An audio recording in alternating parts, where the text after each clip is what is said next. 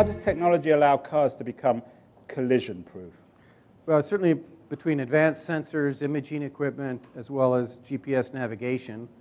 You know, you have the Google cars out there, the DARPA cars out there.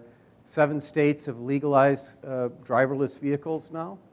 So the technology works today, which we're not talking about a flying car, we're talking about a car that works today. And it's our commitment to make that happen that's the big change. The government is doing something right now.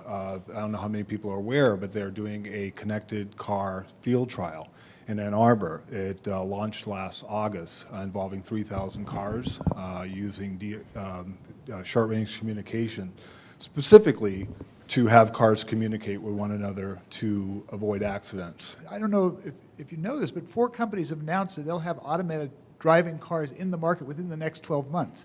Audi, Mercedes, BMW, and Volvo. And in Audi's case, it drives up to 39 miles an hour on Bayshore.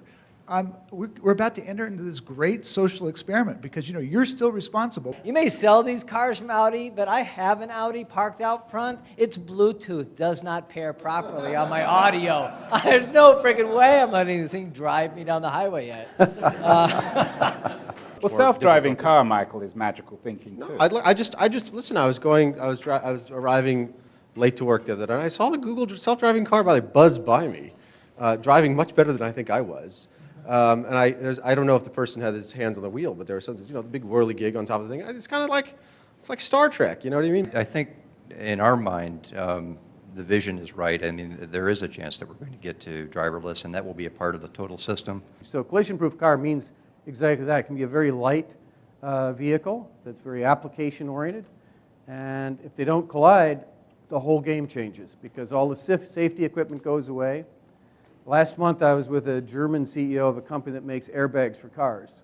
And after I gave this talk, he came up with kind of a whiter-looking face.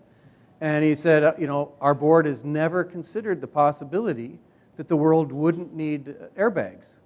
And certainly, you know, with collision-proof cars, you don't need airbags, you don't need steel-proof this and that, you don't need all the collision tests. It totally changes that part. The inside of the car is going to change a lot, as you say. Right now, cars are sold by acceleration, and then they're going to be sold by comfort rather than acceleration. They'll be face-to-face, so they're actually a pleasant experience. Your child will say, "Mommy, are we there already?" rather than, "Are we there yet?" Although if we buy all this stuff, it pretty much means the end of the car insurance industry, doesn't it, David? Yeah, I think that's be obsolete, yeah. Anyone there from here, from the car insurance? You should be looking for new work. Andrew, the minute that you realize that you can be in this thing and surf your email and not touch the car, that will be awesome.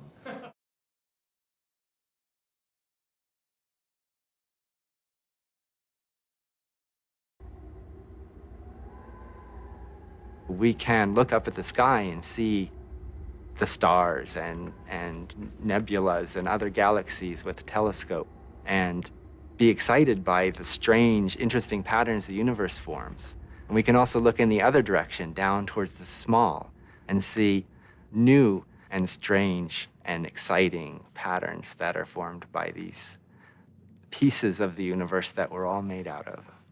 You know, we're trying to make a movie using atoms, and so that sounds like a simple concept, but in reality, of course, these atoms, it does take some concentration because you want to get them in exactly the right spot.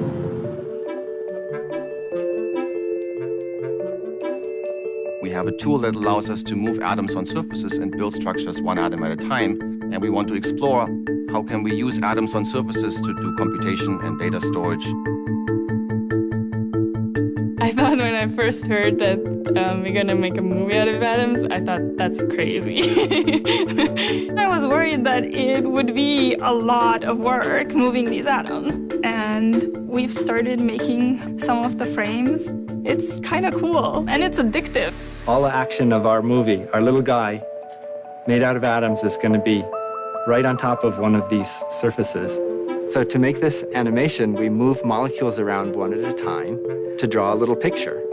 And we save that picture and move on to the next frame to start to tell a story. This is a very challenging task because nobody, as far as we know, including ourselves, has ever moved 5,000 atoms. Now we see the man that's built with all these carbon monoxide molecules, and then some of them we would have to shovel away to make it really be the movie frame, so we would have to clean up a little bit in this. When we see the image in the microscope, we see it magnified about 100 million times. If an atom was the size of an orange, then the orange would be the size of the whole planet Earth.